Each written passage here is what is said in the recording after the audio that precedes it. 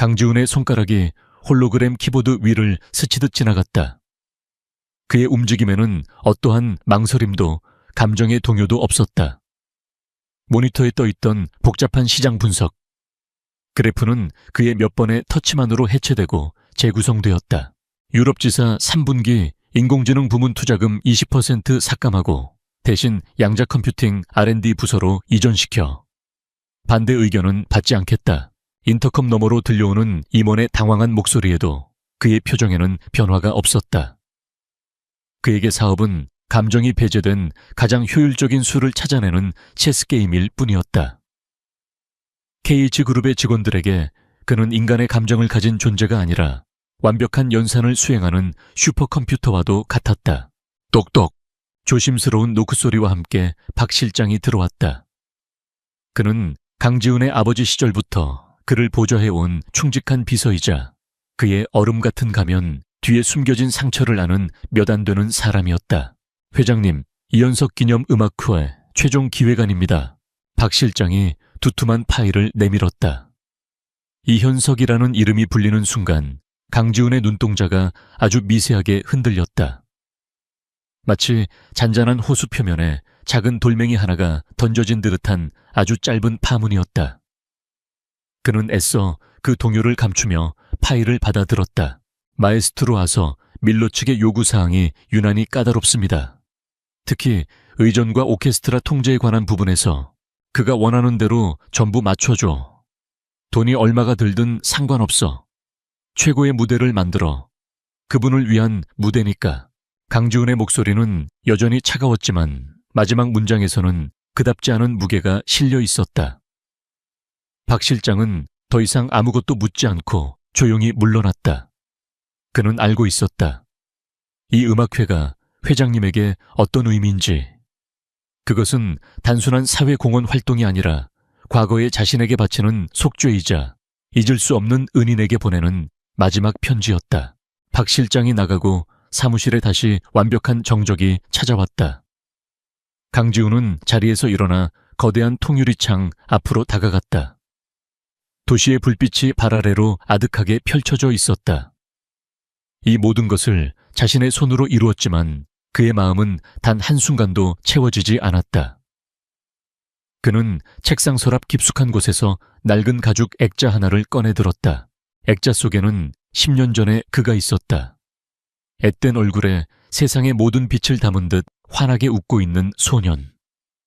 그리고 그의 어깨를 감싸 안고 인자한 미소를 짓고 있는 중년의 남자 이현석. 대한민국이 낳은 천재 작곡가이자 세상의 끝에서 그를 발견하고 음악이라는 빛으로 이끌어준 유일한 스승이었다. 사진을 보는 순간 잊었던 감각들이 되살아났다.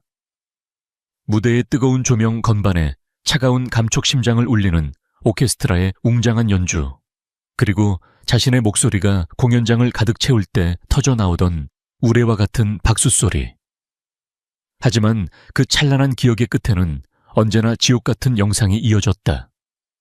시뻘건 불길 매캐한 연기, 건물이 무너져 내리는 굉음, 그리고 모든 소리를 집어삼킨 끔찍한 침묵. 강지훈은 거칠게 숨을 몰아쉬며 액자를 서랍에 다시 집어넣었다. 마치 판도라의 상자를 닫듯 그는 과거를 봉인했다.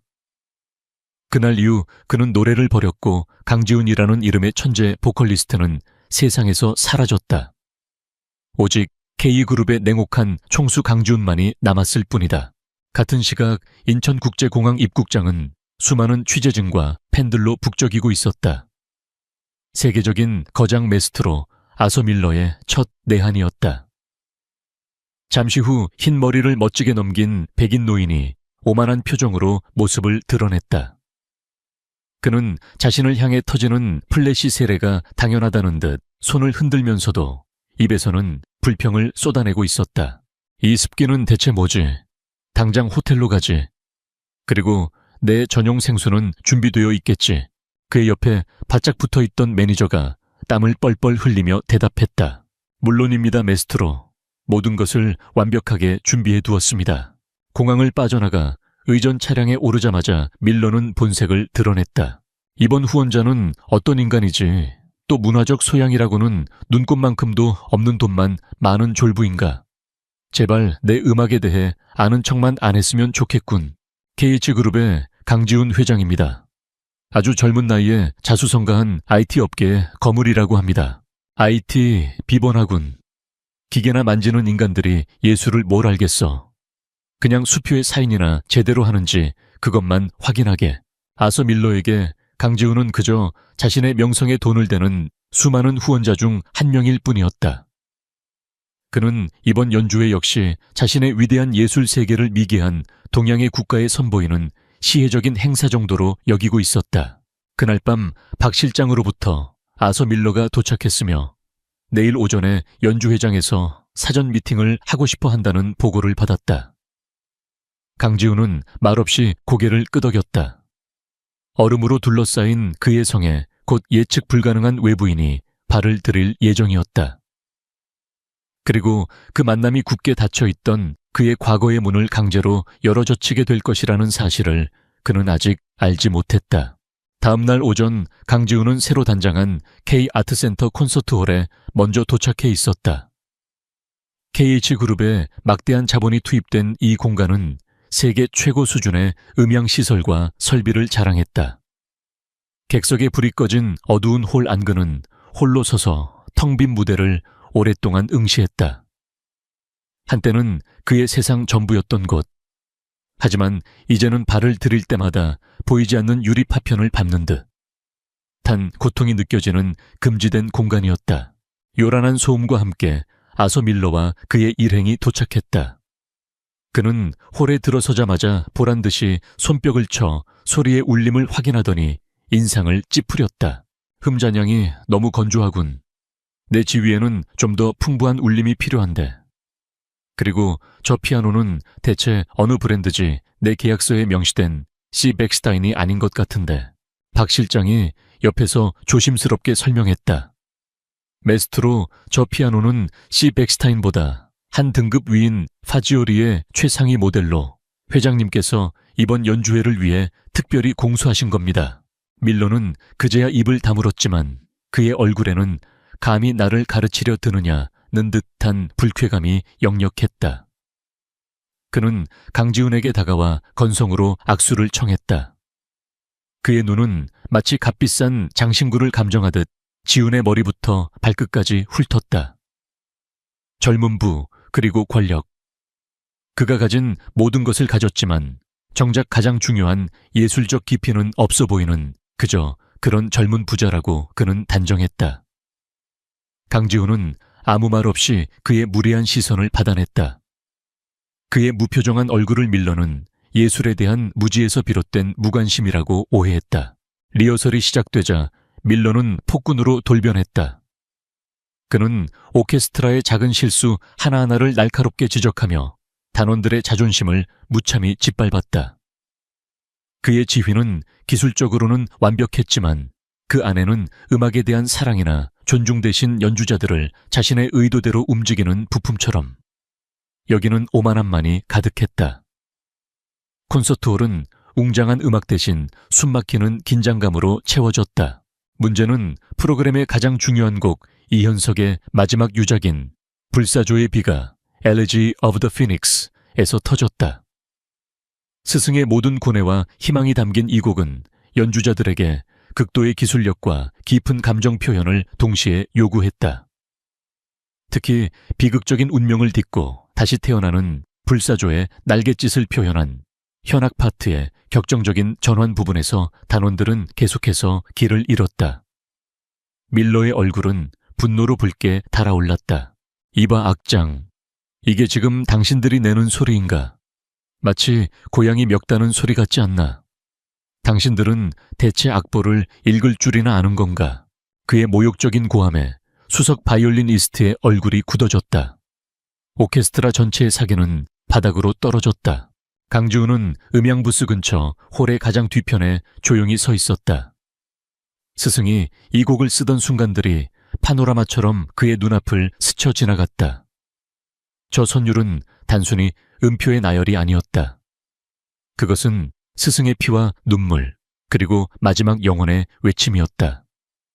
밀러의 영혼 없는 해석과 길을 잃은 오케스트라의 연주를 듣고 있자니 그의 가슴이 미어지는 듯했다. 그는 저도 모르게 입을 열었다. 아주 작은 소리로 거의 속삭이듯이 현악 파트의 가장 어려운 선율을 흥얼거렸다.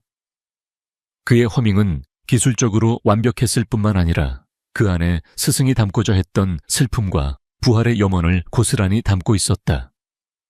진정한 예술가의 영혼이 담긴 소리였다. 바로 그때였다. 밀러가 격하게 지휘봉을 내리치며 연주를 중단시킨 순간 음향 엔지니어가 조작 실수로 예민한 마이크의 볼륨을 살짝 높였다. 아주 찰나의 순간이었지만 강지훈의 그 완벽한 허밍 소리가 홀 전체에 모니터 스피커를 통해 희미하게 울려 퍼졌다. 밀러는 그 소리를 들었다. 그는 얼어붙었다. 순간적으로 그는 그 완벽한 선율에 매료되었다. 그는 본능적으로 소리가 들려온 곳을 향해 고개를 돌렸고 그의 눈은 홀 뒤편에 서 있는 강지훈에게 고정되었다. 밀러의 경악은 순식간에 추악한 감정으로 변했다. 질투, 그리고 분노. 감히 저 돈만 많은 애송이가 세계적인 거장인 자신보다 이 곡을 더 깊이 이해하고 있단 말인가. 그는 자신의 권위에 대한 정면 도전이라고 받아들였다. 리허설 중단.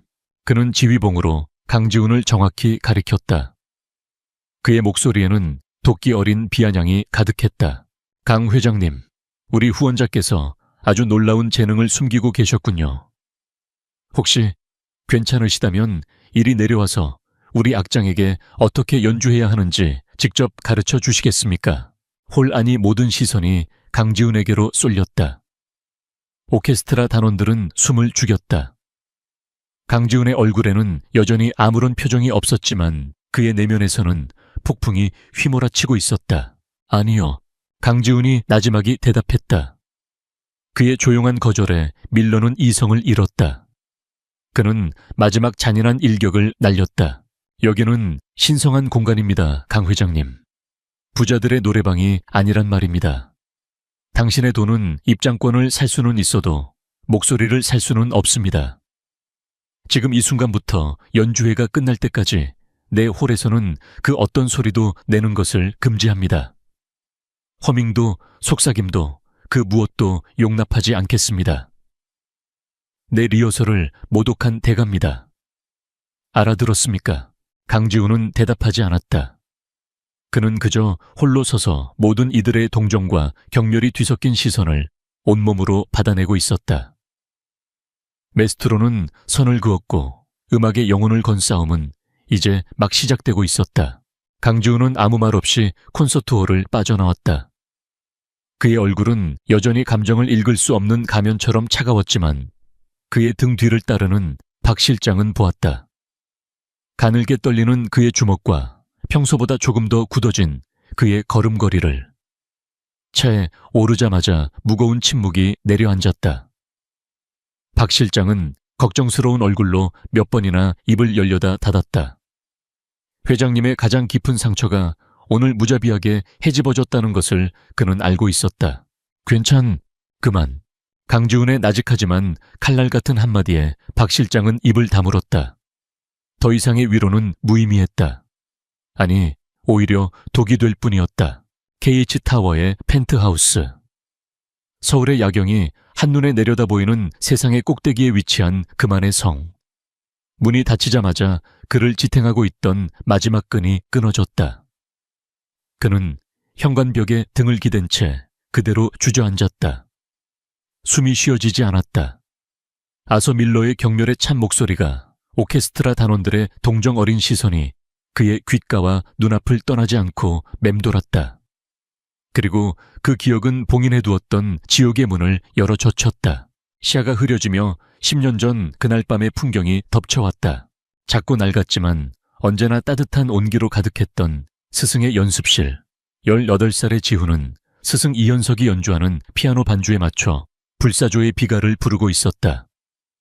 변성기가 갓 지나 절정에 달한 그의 목소리는 하늘의 것이라는 찬사를 받았다. 그래 지훈아, 바로 그거야. 절망의 가장 깊은 곳에서 피어나는 희망. 내 목소리에는 그게 있어. 피아노 앞에 앉은 스승은 그를 세상에서 가장 자랑스럽다는 눈빛으로 바라보았다. 스승은 그에게 아버지였고 친구였고 세상 그 자체였다. 바로 그때였다. 어디선가 타는 냄새가 나기 시작했고 복도 쪽에서 누군가의 비명이 들려왔다. 문을 열자 시뻘건 불길이 뱀처럼 복도를 기어오고 있었다. 오래된 목조 건물의 화재는 걷잡을 수 없이 빠르게 번져나갔다. 지훈아, 이쪽이야. 정신 차려. 스승은 그의 손을 잡고 비상구 쪽으로 끌었다. 연기와 열기로 정신이 혼미한 와중에도 그는 스승의 손에 이끌려 나아갔다.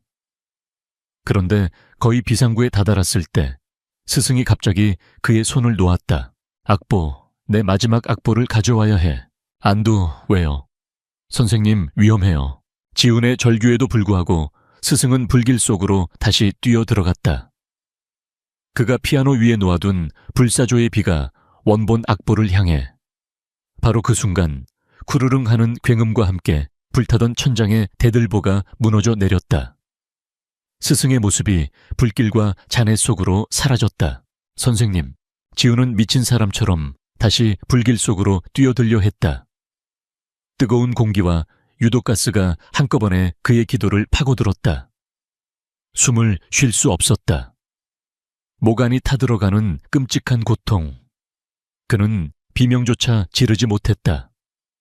소방관들에게 끌려 나오며 그의 눈에 마지막으로 보인 것은 스승이 사라진 자리를 집어삼키는 무자비한 화마였다. 그의 세상이 무너져 내렸다. 그리고 그의 목소리도 그날 밤의 화마 속에서 함께 재가 되어 사라졌다. 하읍! 지훈은 자신의 목을 감싸 쥔 채 거친 숨을 몰아 쉬었다. 얼굴은 눈물과 땀으로 범벅이 되어 있었다. 육체적인 고통보다 더한 것은 죄책감이었다. 스승을 구하지 못했다는 그를 홀로 죽게 내버려 두었다는 죄책감이 10년 동안 매일 밤 그를 괴롭혔다. 한편 한 문화 매거진의 편집국은 아서 밀러의 리허설 현장에서 벌어진 소동으로 떠들썩했다. 편집장은 가십 기사로 다루기 좋은 먹잇감이 생겼다며 흥분했다. 제목 비뽑아 거장 메스트로 재벌 회장에게 공개 망신 주다. 어때? 클릭수가 폭발할 거야. 하지만 현장에 있었던 김민서 기자의 생각은 달랐다. 그녀는 올해 26살에 아직은 때묻지 않은 열정을 가진 음악 전문 기자였다. 선배, 이건 단순한 가십이 아니에요. 밀러의 반응은 도가 지나쳤어요. 그리고 제가 음향부스 근처에 있어서 들었는데 강지훈 회장의 허밍 소리, 그건 그냥 콧노래가 아니었어요. 너무나 완벽하고 슬픈 소리였어요. 마치 유령이 노래하는 것 같았다고요. 여기엔 뭔가 다른 이야기가 있어요. 편집장은 그녀의 말을 코웃음 쳤지만 평소 그녀의 집요함과 날카로운 감을 알기에 마지못해 허락했다. KH그룹이나 밀러 심기 건드려서 문제 일으키지 않는 선에서 한번 파봐. 뭐라도 건지면 좋고 아니면 말고. 민서는 곧바로 조사를 시작했다.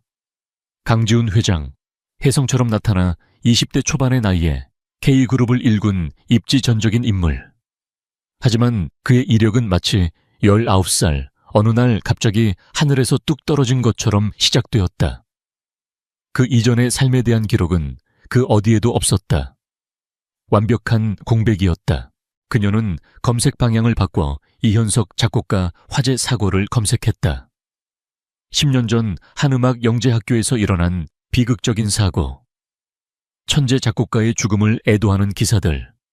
그리고 그 기사들 속에서 아주 작은 단서 하나를 발견했다.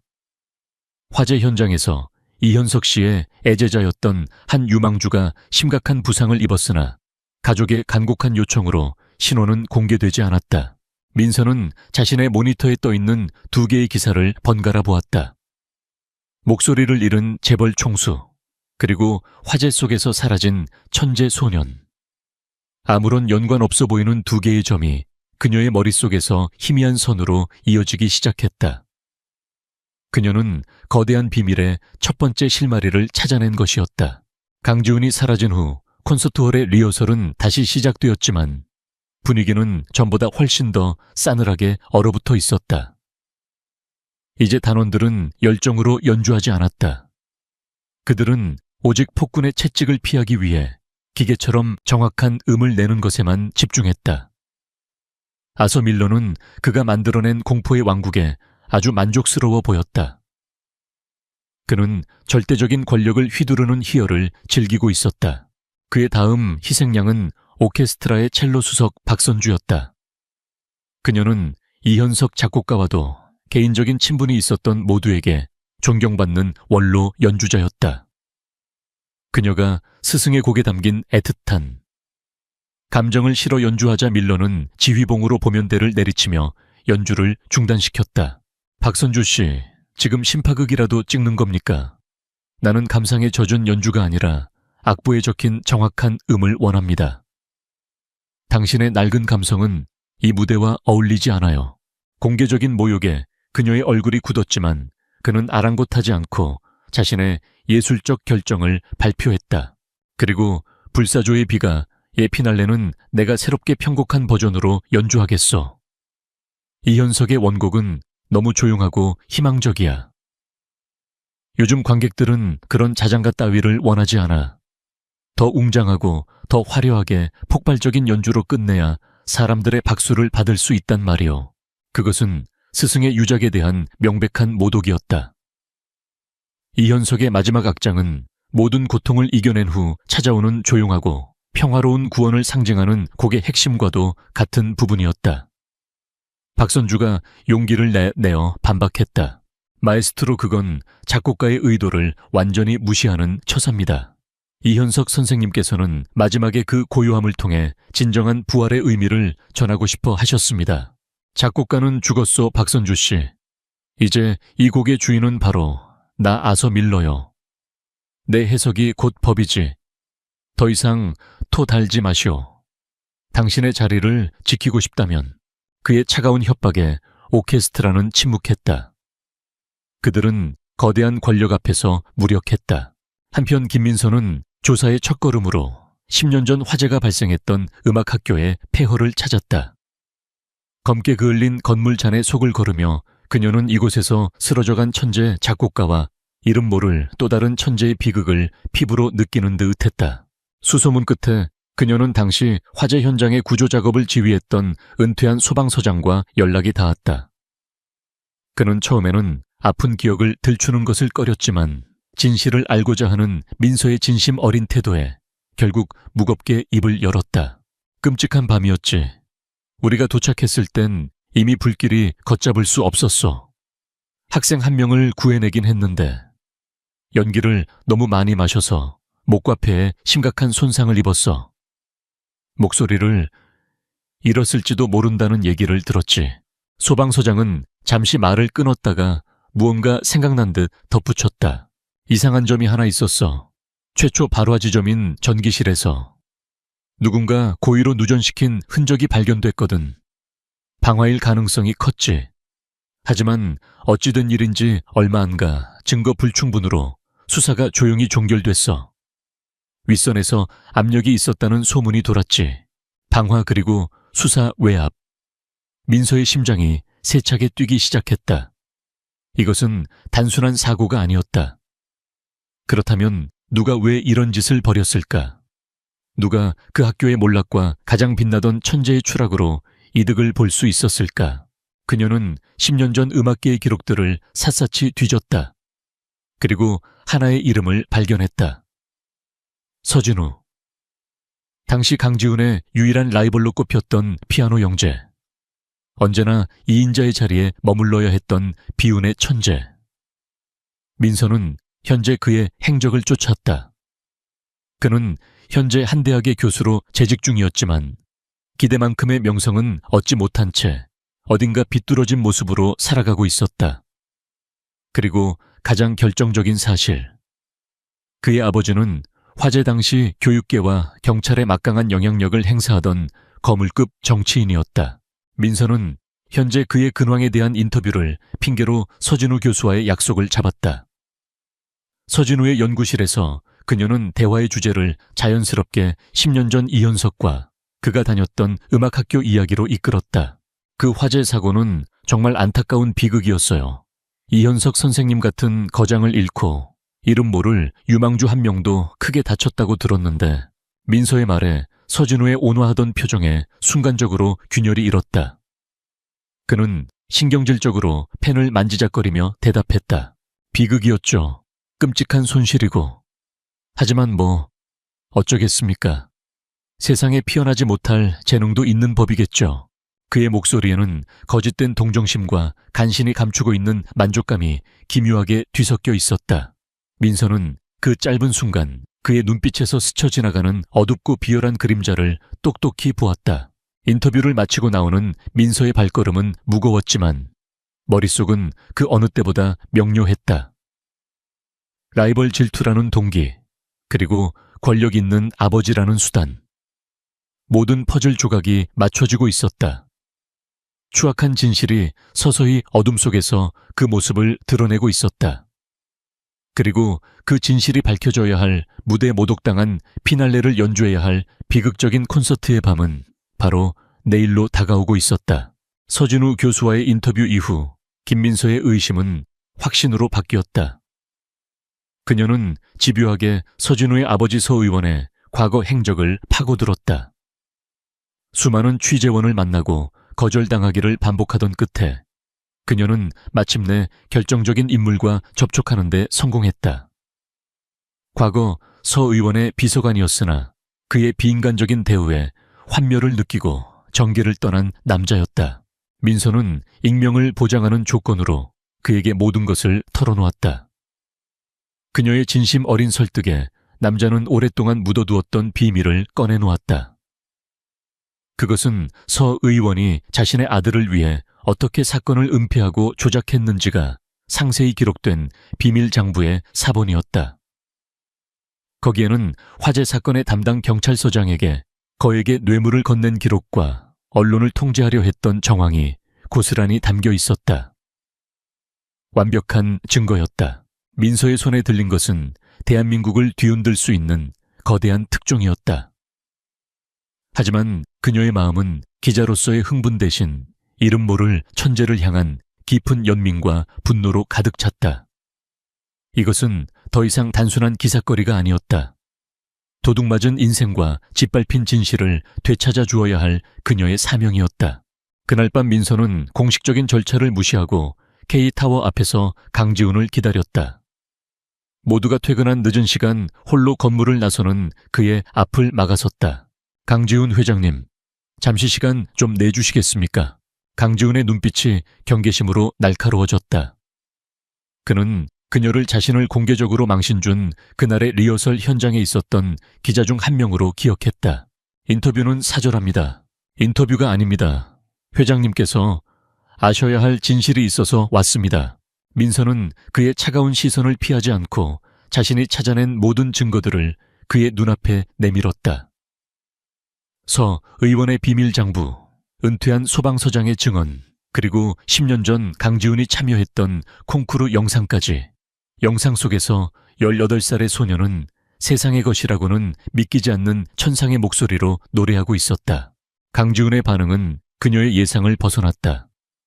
그의 얼굴에는 놀라움이나 분노가 아닌 아주 깊고 지독한 피로감이 스쳐 지나갔다. 마치 오래전부터 알고 있었던 하지만 애써 외면해왔던 진실을 확인한 사람의 표정이었다. 그는 사고가 아닐지도 모른다고 의심했지만 진실을 마주할 용기가 없었다. 그는 모든 것을 묻어버리고 돈과 권력이라는 철옹성을 쌓아 자신을 보호하는 길을 택했던 것이다. 이걸 나에게 보여주는 이유가 뭡니까? 내일 밤 회장님의 스승님이 남긴 위대한 곡이 모독당할 겁니다. 그리고 회장님의 목소리를 영원히 침묵하게 만든 남자는 지금도 아무 일 없다는 듯 강단에 서서 학생들을 가르치고 있고요. 이대로 그들이 이기게 내버려 두실 겁니까? 민서의 목소리는 조용했지만 그 안의 모든 단어는 비수가 되어 그의 심장에 박혔다. 아서 밀러 같은 오만한 자가 스승님의 음악을 망가뜨리도록, 서진우 같은 비겁한 자가 회장님의 인생을 영원히 빼앗도록 정말 이대로 지켜만 보고 계실 거냐는 말입니다. 그녀는 그 말만 남기고 돌아섰다. 그녀의 질문은 그의 영혼을 향한 직접적인 도전이었다. 민서가 떠난 후 강지우는 오랫동안 그 자리에 서 있었다. 10년 동안 쌓아 올린 얼음성에 그녀의 질문이 뜨거운 불씨가 되어 균열을 일으키기 시작했다. 그는 차를 몰았다. 집이 아닌 카 아트센터로. 마스터키로 문을 열고 불이 꺼진 어둡고 거대한 콘서트홀 안으로 들어섰다.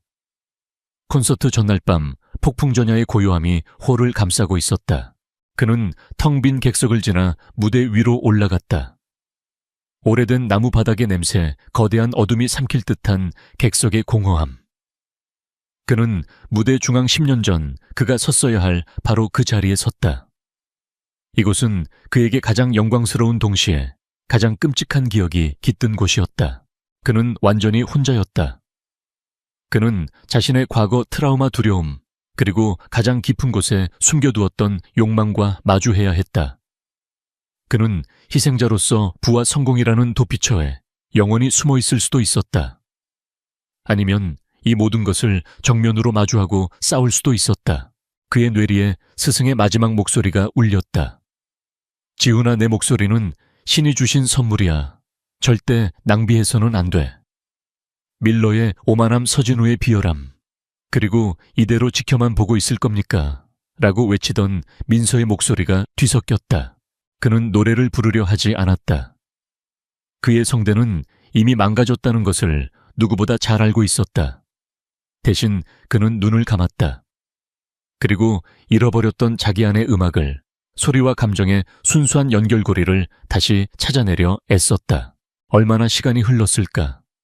그가 다시 눈을 떴을 때 그의 눈빛은 더 이상 과거의 트라우마에 갇힌 희생자의 것이 아니었다.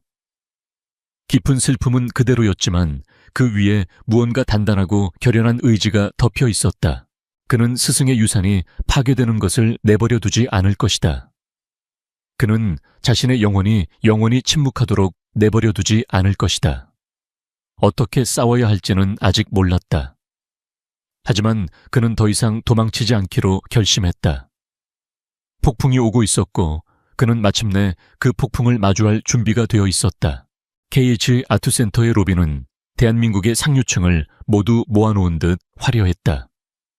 우아한 드레스와 값비싼 보석들이 샴페인 잔의 불빛과 어우러져 반짝였다. 하지만 그 화려함 이면에는 미묘한 긴장감이 흐르고 있었다. 리허설 현장에서 벌어진 소동은 이미 그들만의 리그에 은밀한 소문으로 퍼져나간 뒤였다. 사람들은 오늘 밤 무대 위에서 과연 무슨 일이 벌어질지 호기심과 악의가 뒤섞인 눈으로 지켜보고 있었다. 강지우는 가장 앞줄 정중앙 좌석에 앉아 있었다. 그는 평소와 다름없이 완벽하게 재단된 검은색 턱시도를 입고 있었지만 그에게서 뿜어져 나오는 분위기는 완전히 달라져 있었다. 이전에 그는 주변의 모든 것을 차단하는 얼음장 같은 냉기를 발산했다면 지금의 그는 폭풍의 눈처럼 모든 것을 빨아들일 듯한 깊고 고요한 집중 상태에 빠져 있었다. 그의 시선은 오직 무대 위에 고정되어 있었다. 마침내 공연의 막이 올랐다. 아서 밀러는 자신만만한 표정으로 지휘대에 올랐다. 그의 손끝에서 오케스트라의 연주가 시작되었다. 기술적으로 흠잡을 데 없는 완벽한 연주였다. 모든 음표는 정확했고 모든 박자는 칼로 잰 듯 맞아떨어졌다. 하지만 그 완벽함은 마치 잘 만들어진 기계의 소리처럼 차갑고 공허했다. 단원들은 그의 지휘봉 아래에서 영혼 없는 인형처럼 움직일 뿐이었다. 공연은 순조롭게 마지막 곡 이현석의 불사조의 비가로 향하고 있었다. 밀러는 이 곡을 통해 자신의 위대함을 다시 한번 증명하려는 듯 더욱 격렬하고 과시적으로 지휘봉을 휘둘렀다. 그리고 마침내 운명의 순간이 다가왔다. 곡의 클라이맥스 테너 솔리스트가 절망의 잿더미 속에서 다시 태어나는 불사조의 첫 울음을 토해내야 하는 가장 중요한 부분. 모두가 숨을 죽인 그 순간 젊은 테너의 목에서 나온 것은 우렁찬 고음이 아니었다. 극심한 압박감과 밀러의 강압적인 리허설에 짓눌린 그의 성대는 배신하듯 갈라지고 찢어지는 쇳소리를 냈다. 끔찍한 파열음, 그리고 이어지는 완전한 침묵, 음악이 멈췄다. 콘서트홀 전체가 거대한 진공 상태에 빠진 듯 했다. 관객들은 당황했고 단원들은 얼어붙었다. 아서 밀러의 얼굴은 분노와 당혹감으로 일그러졌다. 그의 완벽한 통제 아래 있던 세계에 균열이 생겼다. 그는 필사적으로 오케스트라를 다그쳐 다음 파트로 넘어가려 했지만 이미 깨져버린 감정의 흐름은 되돌릴 수 없었다. 침묵은 마치 살아있는 괴물처럼 무대를 잠식하고 있었다. 바로 그 죽음과도 같은 침묵 속에서 강지훈이 천천히 눈을 감았다. 그는 노래하지 않았다. 그의 입은 굳게 닫혀 있었고 그의 목에서는 아무런 소리도 나오지 않았다. 하지만 그의 내면에서는 그의 영혼 전체가 하나의 거대한 악기가 되어 노래를 부르기 시작했다. 첫 번째 선율은 스승을 잃은 슬픔이었다. 10년 동안 억눌러왔던 재가 되어버린 연습실의 풍경과 스승의 마지막 모습이 그의 심장을 찢는 듯한 애절한 첼로의 선율로 피어났다. 두 번째 선율은 자신의 망가진 목소리와 빼앗긴 꿈에 대한 절망이었다. 천상의 목소리를 가졌던 소년의 좌절과 고통이 길을 잃고 헤매는 바이올린에 처절한 독주가 되어 울려 퍼졌다. 세 번째 선율은 진실을 감추고 비겁하게 살아온 자신에 대한 분노이자 자신의 인생을 망가뜨린 자들에 대한 저항이었다. 모든 것을 부숴버릴 듯한 팀파니의 격렬한 연타와 금관악기의 포효가 그의 영혼을 뒤흔들었다. 그리고 마지막 선율. 그 모든 절망과 분노의 불길 속에서 아주 작지만 결코 꺼지지 않는 희망의 불씨가 피어올랐다. 그것은 스승에 대한 그리움이자 감사였고 그럼에도 불구하고 음악을 사랑할 수밖에 없는 자신의 본질에 대한 확인이었다. 그의 가장 순수한 영혼이 고요하고 맑은 피아노 선율이 되어 어둠을 가르고 떠올랐다. 그의 소리 없는 노래는 눈에 보이지 않는 파동이 되어 콘서트홀 전체로 퍼져나갔다. 가장 먼저 반응한 것은 무대 위의 연주자들이었다. 길을 잃고 헤매던 그들의 악기 위로 보이지 않는 지휘자가 나타나 길을 안내하는 듯했다. 그들은 악보가 아닌 서로의 눈빛과 심장의 소리를 따라 연주하기 시작했다. 그들의 연주에는 사라졌던 영혼이 이현석이 곡에 담고자 했던 진정한 감정이 되살아나고 있었다. 그리고 관객들. 그들은 왜인지 몰랐다. 하지만 그들의 눈에서 뜨거운 눈물이 흘러내리고 있었다. 그들은 소리를 듣지 못했지만 소리보다 더 근원적인 감정의 울림을 온몸으로 느끼고 있었다. 한 인간의 가장 깊은 고통과 그 고통을 이겨내는 위대한 용기가 그들의 심장을 직접적으로 두드리고 있었다. 아서 밀러는 무대 위에서 벌어지는 이 기적과도 같은 현상을 망연자실하게 바라볼 뿐이었다. 그의 지휘봉은 더 이상 아무런 힘도 갖지 못했다. 오케스트라는 그의 통제를 완전히 벗어나 보이지 않는 거대한 힘에 이끌려 스스로 음악을 완성해가고 있었다. 그의 오만한 권위는 진실한 감정의 힘 앞에서 산산조각 나버렸다. 곡은 밀러가 편곡한 시끄럽고 화려한 피날레가 아닌 이현석이 원래 의도했던 모든 것을 이겨낸 후에 고요하고 평화로운 희망의 선율로 끝을 맺었다. 마지막 음이 사라지고 다시 한번 완전한 침묵이 홀을 감쌌다. 잠시 후 우레와 같은 박수 소리가 터져 나왔다. 그것은 의례적인 박수가 아니었다. 모든 관객이 기립하여 진심에서 우러나온 감동과 존경을 담아 손바닥이 터져라 박수를 쳤다. 그들의 시선은 지휘대의 아서 밀러가 아닌 여전히 눈을 감은 채 앉아있는 앞줄의 한 남자에게로 향해 있었다. 그날 밤 세상에서 가장 아름다운 노래는 침묵 속에서 울려 퍼졌다. 우레와 같은 박수 소리는 오랫동안 멈추지 않았다. 강지훈이 천천히 눈을 떴을 때 그의 뺨을 타고 흐르는 것은 뜨거운 눈물이었지만 그의 마음은 10년 만에 처음으로 완벽한 평화를 되찾아 있었다. 무대 위에서 완전히 패배한 아서 밀러는 고개를 숙인 채 모든 사람의 시선을 피해 도망치듯 퇴장했다. 실수 때문이 아니었다. 그의 오만함이 진정한 예술 앞에서 먼지처럼 부서져 내린 완벽한 패배였다. 그의 대한민국에서의 커리어는 그리고 어쩌면 그의 남은 지휘 인생 전체가 그날 밤 막을 내렸다. 무대 뒤편에서 이 모든 것을 지켜보던 김민서 기자의 눈 역시 눈물로 젖어 있었다. 그녀는 자신이 목격한 것이 단순한 해프닝이 아니라 한 인간의 영혼이 끔찍한 굴레를 끊고 부활하는 위대한 순간이었음을 깨달았다. 그녀는 사무실로 돌아가 밤새 준비했던 서 의원의 비리를 폭로하는 기사 초안을 전부 삭제했다. 그리고 완전히 새로운 종류의 이야기를 쓰기 시작했다. 며칠 후 그녀의 기사는 정치나 사회면이 아닌 문화면의 가장 깊숙한 페이지에 실렸다. 제목은 온 국민을 울린 소리 없는 노래였다. 기사는 선정적인 폭로 대신 한 천재 소년이 겪어야 했던 비극과 목소리를, 도둑맞은 그의 고통, 그리고 마침내 침묵을 깨고 음악의 본질을 통해 세상과 교감했던 콘서트의 밤을 담담하고 아름다운 필체로 그려냈다.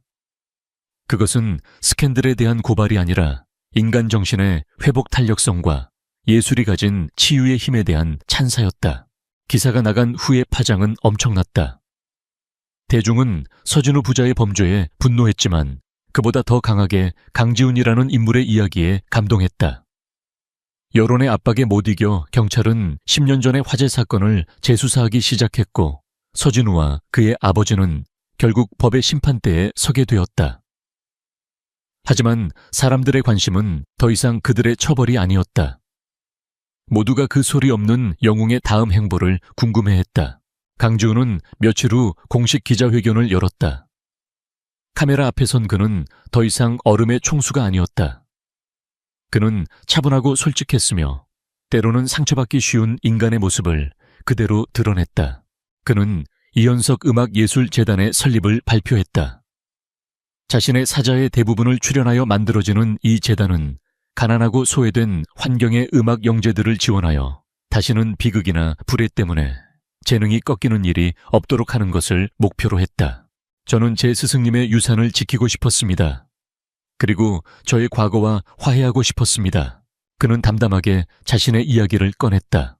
제 목소리는 예전 같지 않을 겁니다. 다시는 무대에서 노래할 수 없겠죠. 하지만 저는 이제 알게 되었습니다. 진정한 음악은 목이 아닌 마음으로 부르는 것이라는 사실을요. 저는 이제 제 목소리가 아닌 미래의 새로운 목소리들을 통해 세상과 음악을 나누고 싶습니다. 그의 진솔한 고백에 기자회견장은 숙연해졌다. 시간이 흘러 재단의 첫 번째 장학생들이 뽑히고 그들을 위한 작은 음악홀이 문을 열었다. 강지훈은 더 이상 청중석의 후원자가 아니었다. 그는 직접 어린 학생들의 연습을 지켜봐주고 그들의 고민을 들어주며 따뜻한 격려를 아끼지 않았다. 그의 얼굴에서는 과거의 그늘을 찾아볼 수 없었다. 대신 온화하고 부드러운 미소가 자리 잡고 있었다. 개관 기념 연주회 취재를 위해 그곳을 찾은 김민서는 그런 그의 모습을 보며 조용히 미소 지었다. 그들은 서로에게 많은 말을 하지 않았지만 깊은 존중과 이해의 눈빛을 나누었다. 그녀는 그의 인생을 바꾼 촉매제였고 그는 그녀에게 기자의 사명이 무엇인지를 다시 한번 일깨워 주었다. 연주회의 마지막 순서, 한 어린 학생이 무대에 올라 첼로를 연주하기 시작했다. 이현석의 불사조의 비가였다. 강지훈은 객석에 앉아 눈을 감았다. 그는 더 이상 직접 소리를 낼 수는 없었지만 그 어느 때보다 더 선명하게 음악을 들을 수 있었다. 자신의 목구멍이 아닌 자신이 키워낸 미래의 재능들을 통해 울려 퍼지는 새로운 목소리. 그는 마침내 자신만의 새로운 화음을, 치유의 멜로디를 찾아낸 것이었다.